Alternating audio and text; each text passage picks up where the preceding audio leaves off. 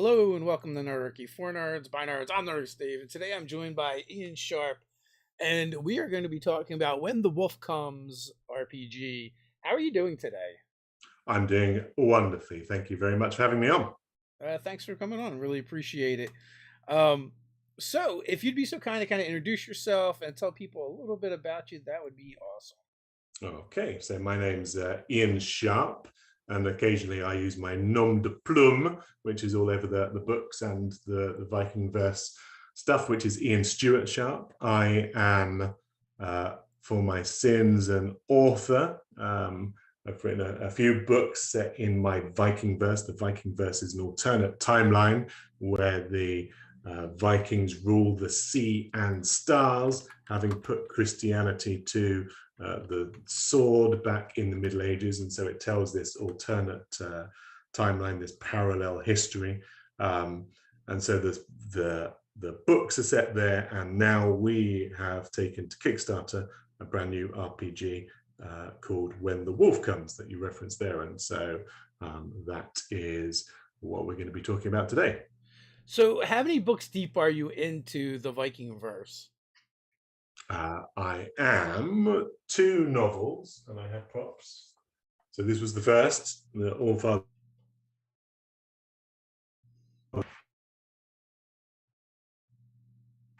The second is here. That's Loki's Wager. There's a series of comics as well. I don't have those to hand, but they were the Jotun War comics. Jotun War is a kind of, again, parallel history, World War II, but instead of Allies fighting Nazis, it's Vikings fighting Jotnar across the 9 homeworlds. And again, that all stems from the retelling of our timeline, but with a Norse twist. And then there's this as well, which is an Old Norse phrase book, Old Norse for modern times, with all kinds of fascinating phrases that you can regale people with if you want to take a spin of Old Norse. Not that many people speak it these days. So I find it really interesting that you're using Shadow of the Demon Lord, which basically is a game where you start your campaign with there is some kind of impending doom, and there's a bunch of different ones that can happen. So you're doing a game that's basically about that has Ragnarok in it. Just really fits with that theme really well. Yeah, I think it fits on a wide variety of levels, actually. I mean, certainly Ragnarok, right? Ragnarok's the doom of the gods, the twilight of the Norse civilization. That's something that fits very well. The whole notion of these Viking heroes facing their impending doom and riding into their inevitable defeat. Because we know from the legend that Odin knew full well he was going to get eaten by the Fenrir wolf.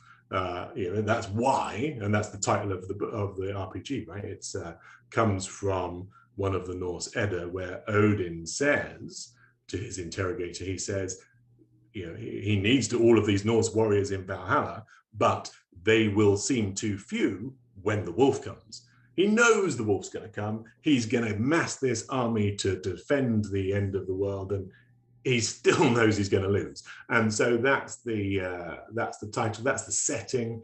And Shadow, yeah, it does have those various instances of plague and demonic incursion and all of those things that herald the end of the world. But I would actually posit to you that, just like all fantasy, Rob, and whether it's Rob Schwab, the creator of Shadow of the Demon Lord, whether it's Tolkien or whether it's anyone playing in the fantasy space, they've all been inspired by Norse mythology in the first place. Ragnarok is one of those things that looms so large over our culture, whether it's in Thor, whether it's crept into our mindset, whether people have heard about Odin and the Fenrir wolf. That end of the world scenario has captured the imagination and is threaded through so much fantasy that I bet it was actually Rob that was whether he knew it or not, he was inadvertently inspired by the legend of Ragnarok when he was creating Shadow. So all of these things are cyclical. That's a very good point. I think that like that's the appeal to the Norse gods, right? Like they're like us in the sense that they can die, and and they are doomed to die at Ragnarok, and they still kind of keep going on and doing their thing and fulfilling their obligation. Where other gods and many other pantheons are just these immortal, omniscient beings that are just ever present. Yeah, I mean, the Norse gods are as flawed, vain, fickle, angry, boisterous, conniving as any of the heroes of mythology. And I think that what they do well, though, is that bravery in the face of adversity, and that's what was inspiring. But it's also the Norse mindset, right? I mean, the notion that the end of the world was coming, that your children wouldn't survive, your culture wouldn't survive, your everything you worked for wouldn't survive. It was all gone. But still, you rode out to face that with your head held high. That's that's a very different mentality. It's just like, if we're going to do this, we're going to do it right, we're going to do it bravely, we're going to do it well, even though we know our fate is foretold. And I think that that's something that is an interesting aspect to, if you're looking at a role-playing game, if you're looking at being a role player, to know that you're going to go down, but you're going to go down swinging. So many characters. I was just playing with my group last night, and they all want to run away, live to fight another day. But the Norse wouldn't. The Norse would stand there and, God's damn, make sure that they gave a good account of themselves. It's funny because we are currently playing in a Shadow of the Demon Lord campaign, and I believe the doom, our plague, our pending doom is I don't know if it's undead or specifically a zombie apocalypse, but we're working our way towards that steadily. And me and one of the other players, we are nearly almost always getting the party killed because we want to do the thing that the rest of the party thinks is a bad idea, and Yeah, well, be heroic, I guess. it's being heroic, being inspirational is what these games should all be about. And what I'm trying to do with When the Wolf Comes is to create a war band, a group of Hearthguard, who try and do something, try and avert the end of the world in as best they can. So that's the playground that we're on. And when you talked about, well, why Shadow of the Demon Lord, if you look at Rob Schwab's intro to Shadow, he talks about how he used to play D&D, but then when he encountered Warhammer Fantasy Roleplay, it just really spoke to him, that gritty, dark fantasy universe that is just set in the old world and has overtones of realism, has a kind of dark mirror to our own history, right? You just happen to have Skaven running around, and orcs and goblins, but they're still rooted in the Holy Roman Empire of our own era. So I think that when I read that, having gone on that same journey myself, played a lot of second edition D&D, but then found Warhammer and found that great campaign that had Something Rotten in Kislev as part of it, and peered into that mirror dimension that Warhammer has. And I think it was just such a great setting, so inspirational. And for Rob to have taken that at the heart of Shadow and have used it to forge his new rule set, I think was hugely inspirational. For me, it showed that there was a common DNA, and then that's what I've tried to do is instead of it being the medieval Norse world or the Warhammer 40k world of Space Marines, my Viking verse sits in this kind of alternate pagan present or near future. It feels more sci-fi, but it's more sci-fantasy, because what I'm trying to do is to go back to that Norse core, that the origins of so much of our fantasy, like elves, the alpha, and dwarves, the dverga, and how they were originally pictured, and just trying to bring them to life in both an old way, in both the ancient, authentic way, but also in a new and compelling way. So they aren't just the hackneyed, pointy-eared forest dwellers or grumpy, bearded short stocks. We were talking before we went live. Like you had mentioned that this is how you envision the Norse had not there been, an organized institution putting people to the sword to join them, and basically squashing any kind of creativity that could come out of these other cultures, and how in itself it's a very regressive view, and keep cultures from advancing. So like how this is kind of modern futuristic, but in the sense that like there might have been more innovations had creativity not been squashed around the globe, and that's kind of where this kind of takes us in the further in the timeline. Now, what made you decide to go with Shadow of the Demon Lord as opposed to a different role playing system, or making your own role playing system, or 5e is very popular, and would probably just get more attention by being 5e?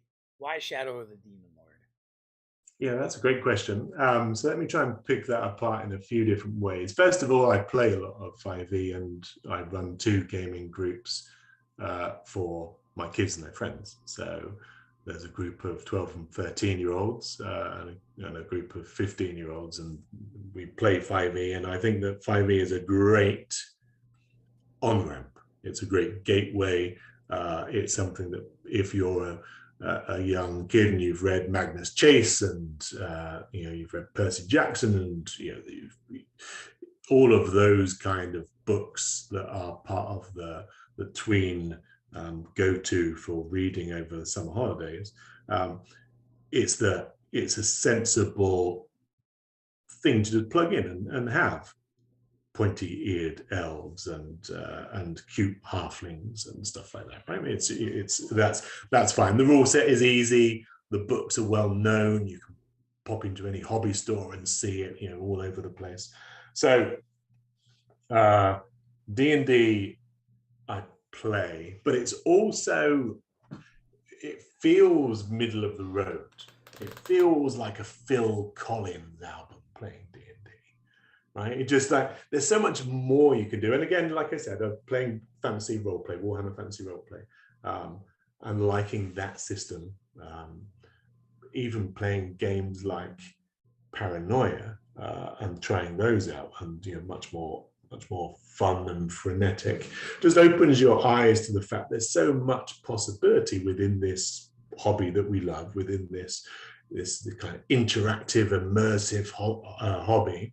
That involves so much improvisation, that involves so much rule bending, right? So D&D I feel somewhat pedestrian. I also feel it's unsuited to things that aren't high fantasy. I think that when people try and wedge in their sci-fi settings or their gumshoe detective settings, it's not. You're putting a square peg in a round hole. So I also think it's saturated. I think there's so much 5e. Sure, it's easy. You don't have to learn another system, but it's lazy to not have a look at other systems and to look at what game designers par excellence like Rob have done to take that original DNA, the D&D approach, and apply all of the learnings that they've had by working on D&D and Warhammer and making a better system. So when you then look at what Shadow of the Demon Lord represents, the speed of the gameplay the simplicity of the rules that that don't get in the way but feel intuitive, uh, the mechanisms like boons and banes. But then ultimately, the thing that really drew me to it is the paths and the character system, and the way that you can design a character who goes on a journey and evolves, grows, and also is able to multi-class in a very naturalistic way. I started off my career, just speaking about myself, as a lawyer. Then I became a TV producer. Then I moved into video game streaming and video games, and now I'm writing books and RPGs. If you were That's a put that very in, weird progression, I may. sure, but it's also like in, if you put it in game terms, you Yeah. start off as the in my book is the path of the scald, and then you progress to one of the expert classes, then you progress to the master paths, and people evolve and have different careers, and I think that's what's great about Shadow, is that you can mix and match. You can come up with a sorcerer's warrior who's not just one of those bog standard D&D classes that feel. It very much has a feel like the Conan character, not from the movie, but from the novels, right? The way he progresses, and isn't just the barbarian. That people portray him as, from the movie and the comics, where he does so much more, and you see that progression. Where in D&D that would be, it doesn't look quite the same. One of the things that I like about the Shadow of the Demon Lord is, you're going to play 11 sessions. That's how long the game goes, and it's built right into it. It starts out very simplistic and adds complexity as you play the game. And then after every session, you just level up and gets a little bit more complex. Yeah, and it creates an arc as well, right? Every story told at a campfire for time immemorial, all the way through to modern movies, has a story arc. You start off with the young farm boy, or the equivalent, who has something bad happen, and they go off and they rescue the princess, and then they face down their fated bad guy. And there's a reason why those stories are so familiar to us, and why things like Star Wars are so archetypal, is because we've told that story time and time and time again. But what, again, the Shadow structure does is takes you on a natural progression, and shows how you can save the world one step at a time. So we have a question in the chat from Parks. I've noticed that a lot of bikers, and I know, have more than passing interest in Norse religion. Is that kind of how the more modern Viking culture of your game is? What, there's an emphasis on religion? So I've noticed that a lot of bikers I know have more than a passing interest in Norse religion. Is that kind of how more modern Viking culture of your game is? So yes. I mean, I need a slightly complicated answer, so bear with me. So look, religions evolve.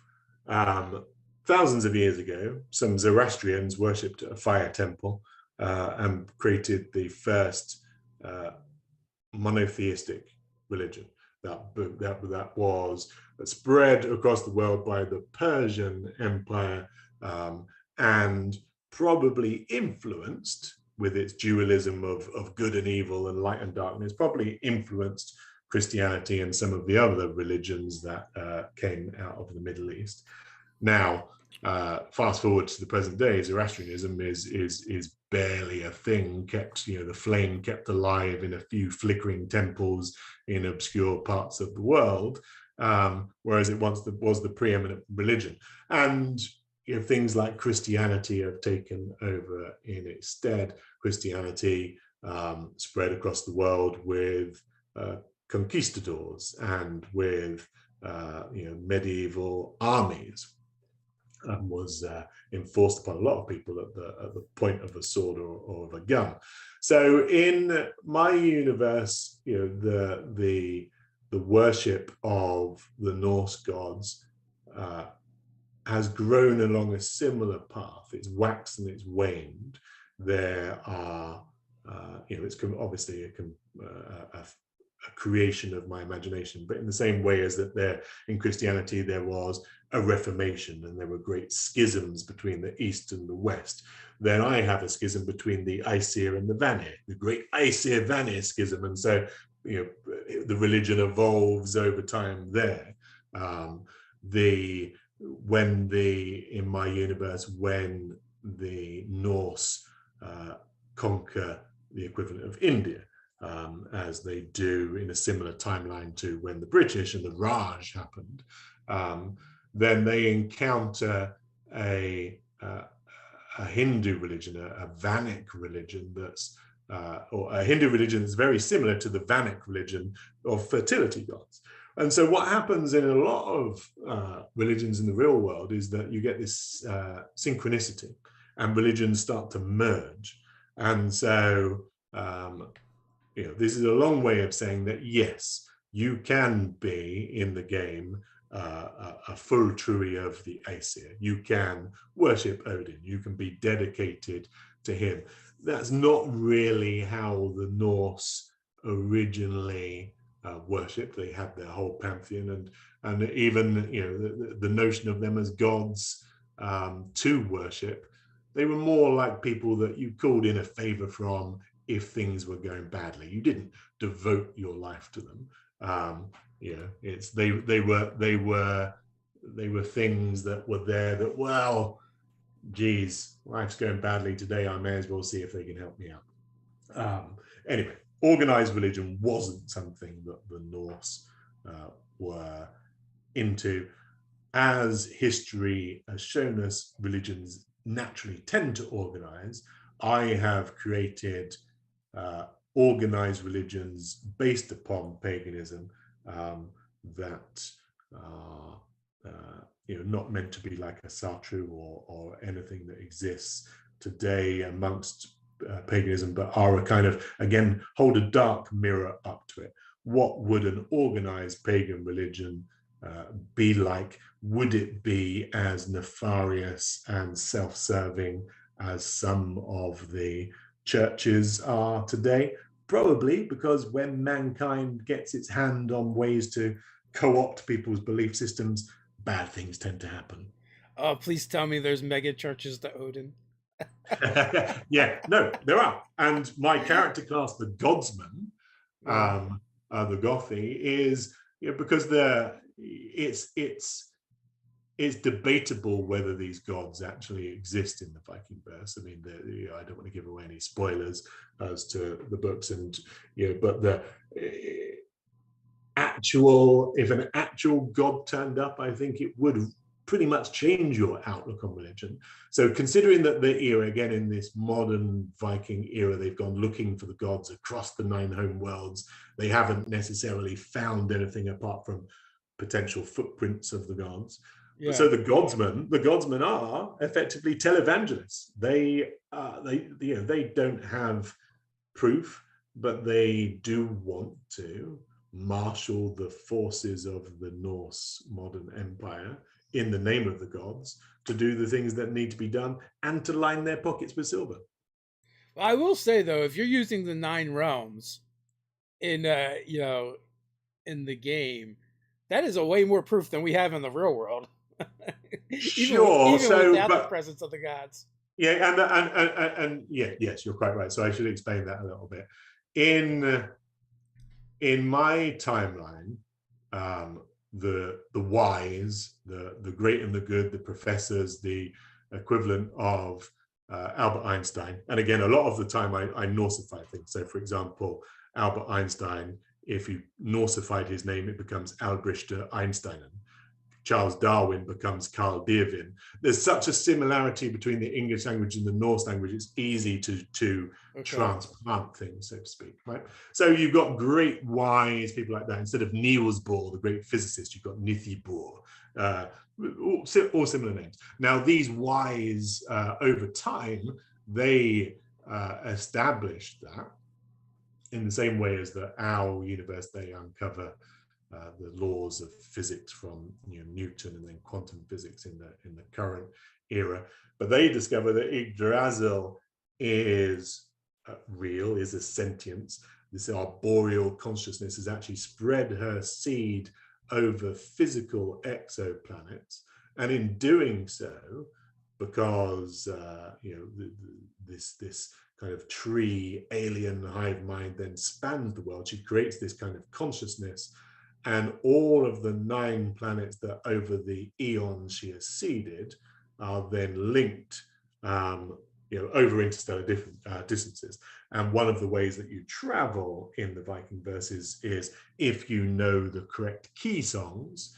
And this is a druidic trope, and it's also a shamanic trope, but it's true to the pan-Arctic religions that grew up, is that they believe that you could commune and you could talk to and you could walk through trees. Yggdrasil actually means Odin's steed, one of the translations. Yggdrasil was a mechanism for the Norse gods to travel, and I've made that a literal fact. So if you are one of the wise and you know the key songs, you can then stagger through the greenways. You can effectively, it's like a Star Trek teleporter, if you want to use that kind of sci-fi analogy, but you access old growth of trees and use that to travel. The 9 home worlds are separated by vast cosmic distances, and you cannot get there through spaceships or the equivalent, but you can get there through going across the greenways, and then that links the kind of myth of Yggdrasil and the notion that it held these realms in its arms, but it also ties it to a much more modern outlook on exoplanets and how life evolves and is literally seeded, in this case, by an arboreal tree consciousness that is at the central pillar of the Viking verse, but also the central pillar, in a very literal sense, of Norse mythology. Sorry, big long answer, but that's trying to address your comment. It kind of makes me think a little bit of the Zerg from uh StarCraft? from StarCraft, or even Xenomorphs. Yeah, I mean, certainly, life has to find a way, right? Life propagates itself. And one of that, like I said, the central pillars of this universe that I've created had to be Yggdrasil. It had to be the world tree, and it can't just be a pagan totem. It has to be a living, breathing part of the universe, and it then informs a lot of the technology. Because this entity is discovered, it informs the religions that people have, and it also it's equivalent to that Arthur C. Clarke moment where people discover the obelisk and realize that it's influenced the evolution of man, from the monkeys standing with the bone in the very beginning of the film, all the way through to when the various astronauts find the obelisk on Jupiter. If you know that there is an alien mind out there who has seeded life and you commune with, then change your outlook on the world, or the 9 worlds, as the case may be. So, the game is inspired and derived from your writings in the Viking verse. What was that moment when you went from writing the Viking verse to this is now a game I want to play with my friends and then possibly bring to the world? So yeah, that's another great question. I think that came from getting back into D&D. So just before the pandemic hit, we were in Seattle as a family. We were seeing the Rolling Stones. And on the way out, I live in Victoria, BC. So we just had to cross a small stretch of water on a ferry. But on the way out, we stopped in to see a pal of mine at Wizards of the Coast. And he gave my kids, who were, I don't know, 9 and 12 at the time, he gave them the Essentials kit. And on the way back on the ferry, they just devoured that. I mean, you can't talk to 10-year-olds at the best of times, but getting a word, getting something into their consciousness while they were reading the D&D Essentials kit was next to impossible. And then, spinning up the groups with the kids and seeing the sheer delight that they got from it, and the cooperation that evolved from it, and the even the learning rules and obeying rules, and learning how to improvise, and learning how to tell a story. All of those things made me realize that the novels were only touching the surface of what we could do. And so role playing is just a different form of storytelling. And I decided that I would get the most excitement from the Viking verse by translating it into an RPG, and whether anyone else will get the same kind of thrill from it, I hope they do, because it is both a unique and hopefully authentic set. What was the first iteration? So my fan on this laptop is a bit crazy. So yeah, I mean, those are the things that inspired me, is just the joy that role playing can bring to a group of people sat around a table or sat around a screen, as you might do on the Foundry or Roll20. It is the modern day campfire, when the Vikings would have got off their long ship and pulled it up the beach and camped for the night and told all of these great stories. That's what we're doing a couple of 1,000 years later. It's but we get to be part of it. So when you decided, like, okay, I'm going to share these stories and play this, make this a game, what was the first game that you did? Like, what was your beta test? Did you go to Shadow of the Demon Lord right from the beginning? Was there something before Yeah, that well, straight to Shadow. So my publisher is a company called Outland Entertainment. They're based down in Kansas. But they were working with a guy called Darren Pierce. Now, Darren Pierce is the editor on the game, and he had worked with Rob. Now, Darren's pedigree, he's done all kinds of Judge Dredd, 2000 AD, Doctor Who, worked on all of those kind of RPGs. And Outland put me in touch with him as the editor, and he said, "You need to look at Shadow. Shadow is the perfect fit. I'm going to introduce you to Rob."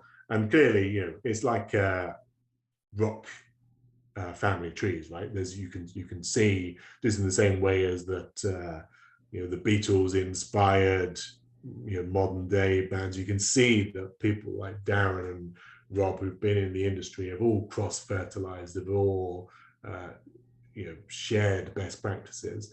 And so, I had done some sketching around how to turn a 5th edition bard into a Nordic skald, and it was just anemic. And as soon as Shadow came along, and like I said, the plethora of options for unique and compelling stories for characters, I was completely sold. So when the wolf comes, is that a complete RPG? Do I need Shadow of the Demon Lords to play this game? Nope, complete RPG. I've taken a lot of Rob's rules. It's completely compatible with Rob's rules. I've changed some of them. I've updated bits of them. I borrowed from some of his other creations, like Godless, to help bring it up to speed. I've layered on my own rule sets and tweaks to Norsify the setting and to make it more appropriate. Things like having an honor and shame mechanism, things like having a lineage. As your characters, should they fall in battle, and should you set up a second campaign, and that second campaign, is the son of the person who was in the first campaign, then you get bonuses for that. Because just like in Norse mythology, you're always a son of someone. You always had a heritage, a lineage, and I think that the ancestors supporting your future generations is important. So there's things like that I've added to it, and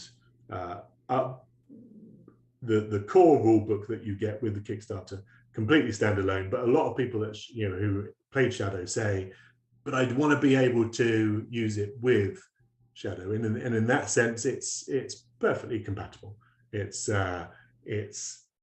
my tweaks are around the margins. If you want to introduce the Demon Lord into your Ragnarok, be my guest. Now I got a very important question. Is there rules, or have you incorporated flitting into When the Wolf Comes? So have I incorporated what, sorry? Flitting? Oh, yes, the I might be pronouncing it wrong as well. art of bandying words. Sure. So yes, my Skaldic class, it has all of those kind of verbal barrages. And my Skaldic, again, you can't just be if you're modernizing this, you can't just have a Skald who is a poet and just uses words as weapons. You have to modernize it, and so the Skalds are kind of investigative journalists and politicians and orators, and so they've got this modern flavor, and yes, they are able to crucify people with their tongue, just like any good statesman would. Yeah, everyone doesn't know what flitting is. It's basically Viking rap battles essentially. Yeah, that's a good way. That's a good way of putting it. And the most famous version of it is Loki's fighting, and Loki goes into the halls of the Aesir, and he just ruthlessly mocks all of them and accuses them all of being concubines or having affairs or loose morals, and kills a couple of servants before Thor says, "Okay, that's enough, get out." But it's it's one of the things that people, I don't know, miss about Vikings is that they weren't just these barbaric warriors who went around the world killing monks and stealing silver. They That were was just a rich. hobby. That was just what they did in the summer. Yeah, but they have got this rich culture, and the poems and the kennings, which are cool ways of saying things, the compound phrases, the puns, just the rich corpus of literature that there is, and that has been saved for us by people like Snorri Sturluson, or is encapsulated in epic poems like Beowulf. There's just so much richness there that Vikings were warrior poets, and I think today people think warrior poet, and they don't quite get the impact that words have. Words as a weapon of war, you only have to look at just how important propaganda is, and how you have to bring along board hearts and minds. Words are as important a tool for a warrior as any, and that's why people often say the pen is mightier than the sword, right? So in the chat, Brian Smith, are Vikings a trope at this point? I feel like there's so much game content to play Vikings that my eyes glaze over. I think that's fair, because they are being used as a very broad brush.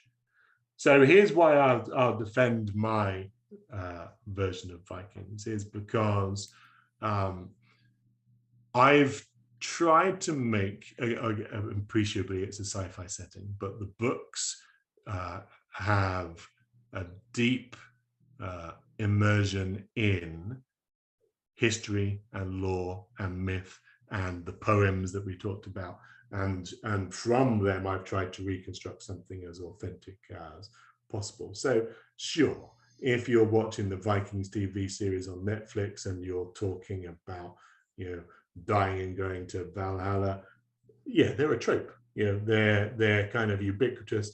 But if you're prepared to recognize that leather armor that Ragnar Lothbrok wore on the show was ludicrous, that Vikings never had horns on their helmets, that's a Wagnerian operatic addition. And apparently they did not use shield walls. Yeah, I mean, that's arguable in the sense that a lot of Viking warfare was based upon mobility and not static defense. They were all about lightning raids down navigable rivers, and then they'd steal the horses and use your Roman roads against you. So being static for any length of time was problematic. That said, in certain battles against the English, for example, the armies of Alfred the Great, there was just, it was just how battles evolved. You just ended up with shields pressing against the opponent and hoping for a breakthrough, because there wasn't too much in the form of mounted cavalry. Anyway, so look, you're right. There are all kinds of things that are thrown into the Viking bucket. I think that if you just dig a little bit deeper, so rewarding. If you recognize that the depthness of the lore, and you tie it to the archaeology, and you explore like I said, things like the cult of ancestors. I'll give you another example, right? Tie it back into fantasy. So orcs. In Tolkien, the orcs are versions of elves, right? They're elves that have fallen into Sauron's grasp, or Melchior's grasp, whoever your particular age and the Dark One is at the time. And that's Tolkien reaching back into myth and recognizing that the original portrayal of orcs was as Orkneas. Orkneas are referenced in Beowulf, and they're corpse spirits. They're like these creatures that are half in this world and half not. And so rather than carrying on with the traditional orcish tropes that we have about green-skinned, tusked individuals, I've gone back to Beowulf and used that kind of death demon as the basis of an Orkneas player character. So sure, you can play as Vikings, you're in the Viking world, but this is sci fantasy, and so you can play as Alfar, Dvergar, Orkneas, Jotnar, who are the giants of Norse myth, and it's important to give those creatures a rationale for their existence. And so again, all of this is trying to not just be the hackneyed version of Space Vikings, but actually to be some kind of myth punk. What year does the game kind of take place and start at? So it can be, you can play in whatever era you like, right? So you could play a Viking Age game if you chose to, and certainly the nature of these messed up timelines, which incidentally is Odin deciding that well, screw this, I don't actually have to die here if I can work out a way to change the timelines. And so Ragnarok, as you originally envisage it, is a kind of medieval affair. But when you mess with the norns, those inscrutable ladies who control fate, if you dodge one Ragnarok, it just keeps coming back. So Ragnarok appears throughout the books to be averted. In the current timeline, the Jotun War has just happened. The Jotun War is an equivalent of World War II. It's a bit more lengthy. It sort of spans the era from World War II into the Vietnam era. It just transplants the fighting from the jungles of the Southeast Asia to the jungles of Alfheim. And then the books are kind of set, bring you up to date there. So if you were to say this, what year is it in equivalent to our world, then it's pretty much the same. It's pretty much 2022. It's just according to the Norse calendar, the reckoning is different because they don't care about it being before Christ and Anno Domini. They care about it being something different. So, but similar kind of timeline. The pagan present just has been influenced by Odin tampering with the timelines and, for example, retrieving gunpowder weapons from early China and delivering them to the Norse a little bit earlier so that they could see off the Mongol horde as it came over the white fields.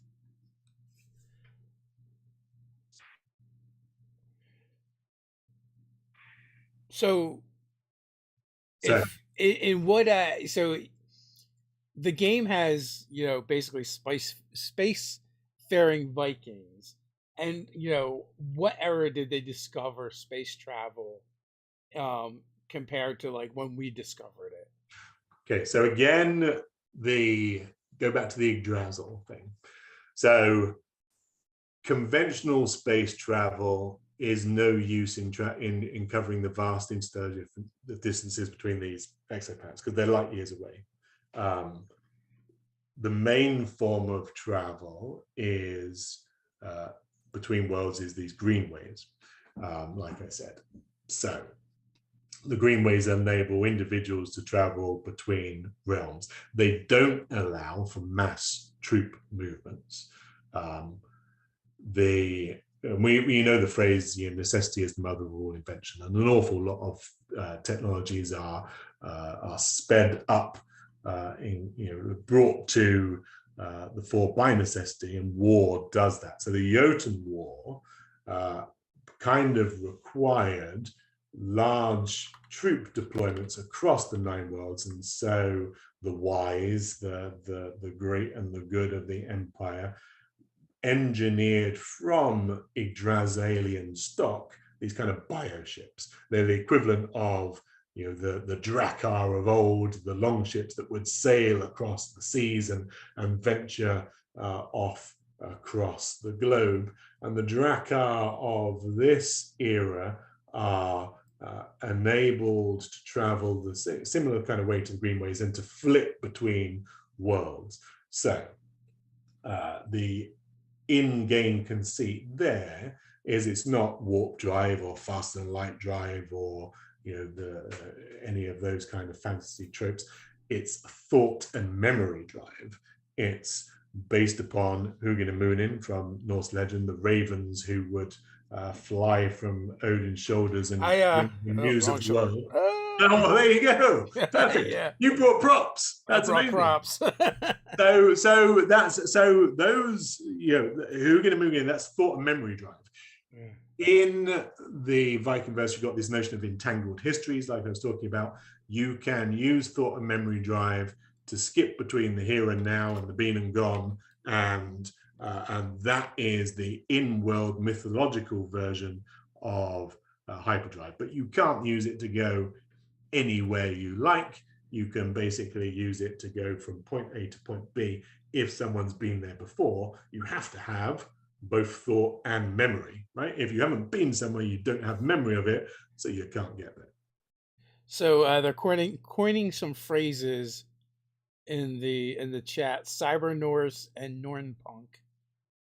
Sure. Oh, they're great. If you want to allow me to trademark those and copyright them, I would be very appreciative. So perhaps your The audience can I sign mean, a waiver. on the Kickstarter page, we see robots, we see what appears to be cybernetics. So there's some very heavy, science fiction elements. If you keep, So there is, but again, I tried to keep it based in fantasy, right? In the sense that the original Norse dwarves, where Tolkien gets it all from, they were earth spirits. They were all about minerals and metals, and so the Dverga here are automatons built of the same minerals and metals. They're originally, you go back to my world's Leonardo da Vinci, and you can translate Leonardo into the Norse. It's Leeuwenhart, and so this Leeuwenhart, he made mechanical men back in the Renaissance, just like our Leonardo did, except they've evolved here, and again evolved by necessity. They're not commonplace in the same way as that PCs and laptops and mobile phones weren't commonplace for us 40 years ago. In the past 40 years in my Viking verse, Dverga have popped up everywhere as kind of personal thralls in an era where the emancipation of the thralls has happened. You can't have a slave-based society. Well, you just have to have a Dverg come along and do stuff. And I've modeled them very much on Henry Ford, and everything you can have as whatever color you like as long as it's black. They're yeah, part because they come off a factory line, and so they're part Blade Runner replicants. They have a short lifespan. They are part Marvin, the paranoid android, in that they're dour and grumpy, but they don't have beards, but they are spiritual creatures who are created, life created from rock, in a sense. And then from there, in extension. So as I sat down and designed this, right, is that half elves. Let's go back to fantasy half elves. Let's look at Elrond and Tanis and all of those famous half elves. Just humans and elves. I wanted with all of these races to have hybrids that, okay, well, what does a human elf look like? But what does a human dwarf look like? And so, the hybrid human dwarf is therefore a cybernetic kind of individual. It's someone that, a transhuman, we might say today. But I've used the notion from the books, from the Edda, and the poems, the Norse poems of the sons of Ivaldi. Now, the sons of Ivaldi were great artificers. They created lots of Odin's weapons. So I've kind of reverse engineered that. So the sons of Ivaldi are people who want to get their hands on Dverg technique, dwarf technology, to augment themselves, to extend their lifespan, and to start, improving the human form. So it's a natural evolution for us, because we think about that today with cybernetic implants. The sons of Ivaldi are doing the Norse myth version of it to enhance themselves and give them great power. Now, we talked a lot about kind of the Viking verse and how you went from the Viking verse into making it a game. But where did the Viking verse come from? Did you have the Newton moment when the apple falls on your head? But in this case, maybe it's a warhammer. Like, why? What made you to decide to start writing about this stuff? Yeah, no, great question. So I think I had my own personal Ragnarok back in 2016. Things like Brexit happened. Trump was being elected. There was just the world looked like it was descending into just argument. And that's one of the things, right? The Voluspa, the prophecy of Osiris, which is the retelling of Ragnarok, talks about brother turned against brother, the wolf age, the wind age. Um, no man shall have mercy on another, and that was just what it felt like. And I had a company go under, um, and it was a bleak period. So I had this. So that was one thing. I just liked the idea of, well, what if you could do this again?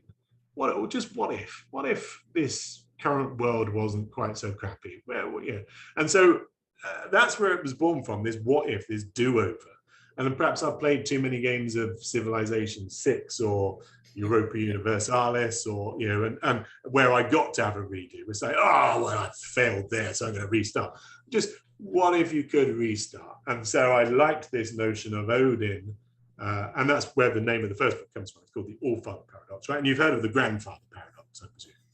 The Grandfather Paradox, where you go back in time, you kill your grandfather, so therefore you can't be born. So how do you go back in time and kill your grandfather? It creates this loop, right? And it's a paradox. So I like the idea that the All-Father, not the grandfather, the All-Father goes back in time, changes his destiny, he doesn't get eaten by the wolf. And so you've got these competing timelines. And so that's where it all came from. It came from this notion of, what if you could do it? And if there was one person, an ancient god who could go back and change the destiny of everybody, then, well, it's Odin. And that was what occurred to me. The All-Father Paradox became the kind of gag title, and it all fell into place from there. Now, as always, folks, links are down in the description, so you can go check out what's going on with When the Wolf Comes, the Viking verse. Go check it out. The Kickstarter is already funded. Just as a quick reminder that you can check that out. What's next? So, what do you got coming down the road after this? Do you just want to play in the Viking verse, or will you maybe expand to other worlds, other systems? No, I think it's important that the Viking verse be as populated as possible. I don't have any intention of making 17 games. My intention is to tell more stories in the Viking verse, to invite other people to come and tell stories in the Viking verse, to invite other artists to come and be part of this creation. There was a great tweet the other day, just in the past 3 days, from a guy. It was like shared, retweeted, 80 times, 400 likes, because he created something that was inspired by my Space Vikings, and it just were relatively viral. So I love this alternate history. I want to play with it more. I do this as an aside from my day job. So this is where I'm going to focus, and hopefully, people who are interested in the Viking verse think, oh yeah, well, he's not going to abandon it. Not going to abandon it. I've done 2 books. There's a third in the wings. There's an Old Norse phrase book. There's a series of comics. The RPG is the culmination of all of that, and I want to give it as long a life as it can possibly have. So we get Viking verse, the board game, the animated series, the movie. If we get to such a point where there is the movie, then I will invite you to come and be an extra in the background. Nice. We can go and slay some things together. I've been dying to be an extra as a dwarf. I don't think they quite made their goal, but a couple years back they did. They were trying to put together something called Orcs of New York, and it was like based off of that series People of New York, but just with orcs instead. And they were kickstarting it, and we were invited to be extras as dwarves, but I don't think it funded. So shame. There is the hobby and the fantasy genre are having a moment in the spotlight, whether it's in Lord of the Rings, House of the Dragon, whether it's the Northman film. There's so much going on, and that means that people have got an awful lot of choice. But Vikings will always be in vogue, and I think that my take on them, is born of research and study and love and thunder. I find there's like 2 different types of creators when it comes to RPGs, and neither is like right or wrong. Like, you know, there's the person that creates a game, and it's for them, it's like they like to tinker with mechanics and new systems. And then once they've done it, they're kind of like, okay, I did that. I'm moving on to the next thing. And then the person is like, no, like I've created this world and I want to like stay in this world, and I'll probably create in this world forever. Yeah, and I think you're right. And we got the best of both worlds in the sense that, Rob Schwab has created an acclaimed system, Yeah. and I've purloined it, and licensed it. It's not just outright theft, and and then created a layer on it that is hopefully something that people want to experiment with. Now, your previous question was right. There's so much Viking stuff, but there's not quite so much sci fantasy Viking stuff, and certainly not in a kind of complete universe supported by way too much historical detail. You don't actually need to read those books, I should say. The standalone book contains all of the lore in a kind of simplified, synthesized way. If you want to get the books, then I will happily take questions and comments on them. If you can get hold of me at Vikingverse on social media, I'm always happy to discuss counterfactual history. But you have to kind of, if you have to really love Norse myth or counterfactual history to get the most out of the books. The RPG is separate from them, but they do form the kind of background to what's going on. The books you've written in the Viking verse, do they follow a particular character through a narrative? Like, what is the, how do you deliver this story, this world to us? So it's actually a series of vignettes. It's a series of stories, some of which are some of which contain recurring characters. So the first setting for the All-Father Paradox, I mean, again, I'll just use the book as a prop, but that's a cross that's in Cumbria in England. It's called the Gospel Cross, and it actually tells the story of Ragnarok on its sides. And that really exists. And I went there a couple of years ago as I was writing the book, and it's interesting to see that where the Norse settlers inhabited early medieval England, and inhabit they did because they took over large swaths of it, and they carved these crosses. They carved these really Christian devices.